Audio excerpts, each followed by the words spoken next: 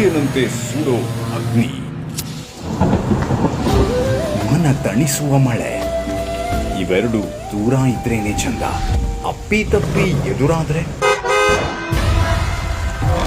Sir ಮಳೆ ಜಾಸ್ತಿ ಇದೆ, ಅಂಬ್ರೆಲ್ಲ ಕಳಿಸ್ತೀನಿ.